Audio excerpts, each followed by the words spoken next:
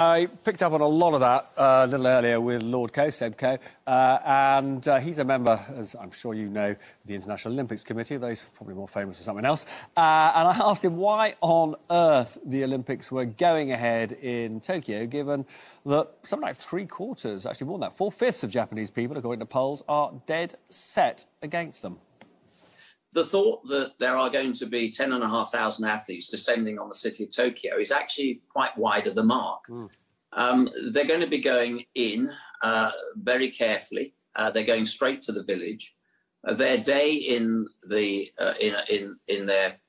during their time at the Games is going to be literally village to venue, possibly venue to training track. They're not going to be mixing with local communities. It is still questionable whether there are going to be any fans at all in the stadium. We know that there aren't going to be overseas visitors there.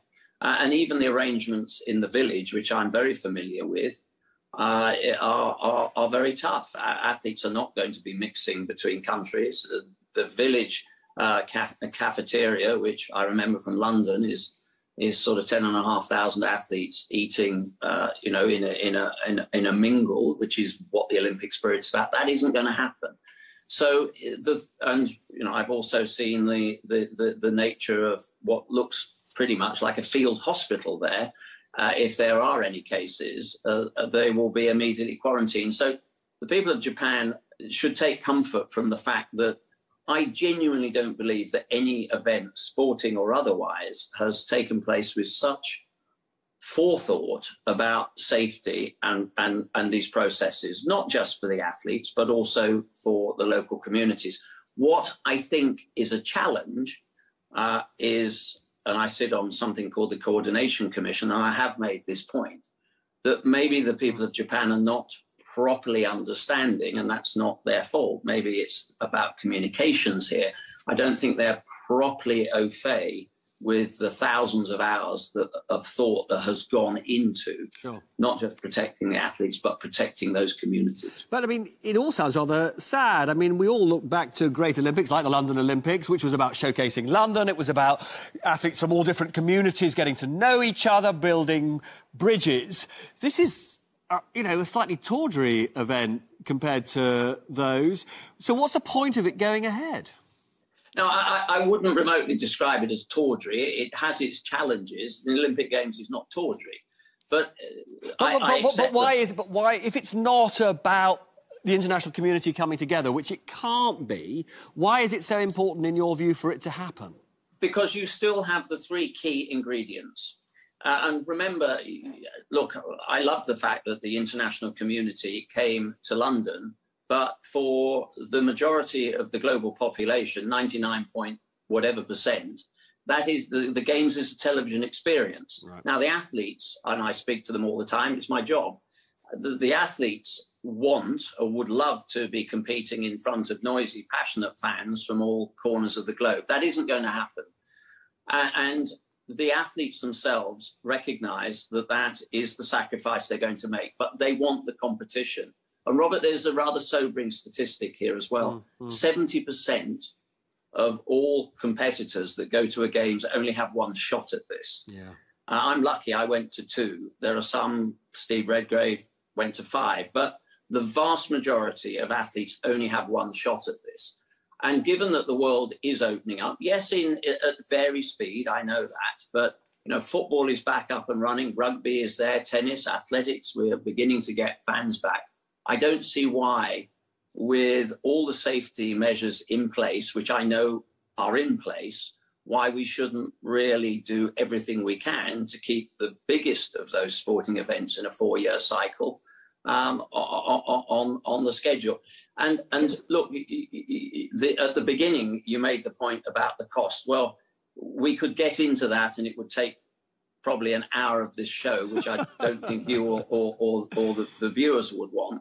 Well, no, we'd love to hear you for an hour, so we know that. You've got to be very clear about the cost of the Games. What is the difference between an operating budget and an infrastructural budget? But one of the most important things here, and yes, there is a financial component there. You have 26 Olympic sports. They rely very, very heavily on a proportion of the broadcast revenue. not to create fat cat organizations. 90% of that goes back to the programs, the development, the systems that create the next generation of athletes. So yes, there is a very delicate ecosystem here that is at play, and it could fundamentally alter the nature of the delivery of many of these sports.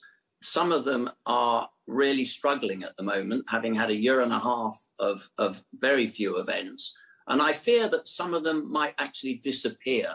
And if they disappear at that level, then that will have a very big knock-on effect for participation rates and all the things that governments around the world have rather belatedly woken up to, which is the health and fitness of communities.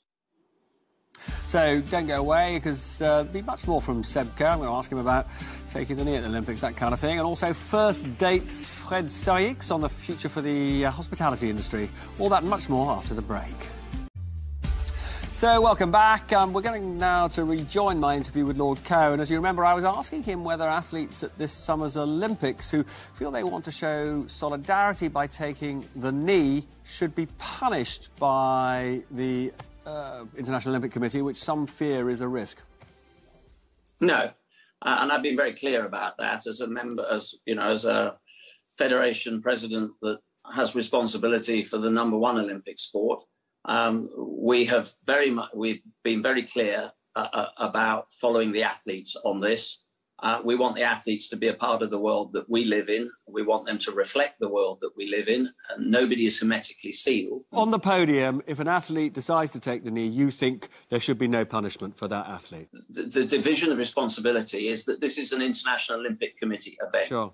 The international federations that have their own world championships would take individual views on that. But, I know in my sport, which is the most multicultural sport and probably the most accessible sport, that we have spoken to the athletes, and the athletes feel that in some cases they want the flexibility to be able to make the points that they want to make, as long as it's done respectfully, and I think they will. And now, last question, sorry, we are out of time. In a different sport, the leading tennis player, Naomi Osaka, has been fined and punished for saying that giving a press conference she felt was damaging to her mental health. Look, this is a very challenging time for many people when it comes to mental health. Do you think that's an appropriate stance for a professional sporting body to take?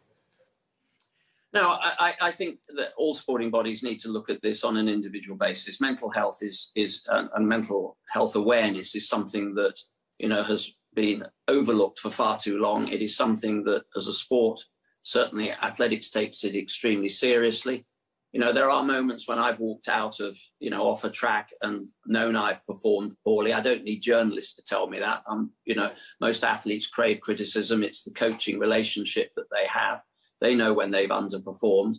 And most journalists are pretty sensitive to that situation. So really, what I really hope that we can all be better at in sports is recognizing that the pathway to progress is not simply about performance. It's also equipping the athletes at various stages to understand that there are media pressures. We need the media, for many of our sports, that global coverage is crucial, and that does come through the media.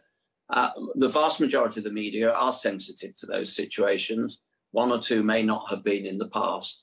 And I don't think there is a one-size-fits-all here, particularly when it comes to mental health. Seb, great to talk to you.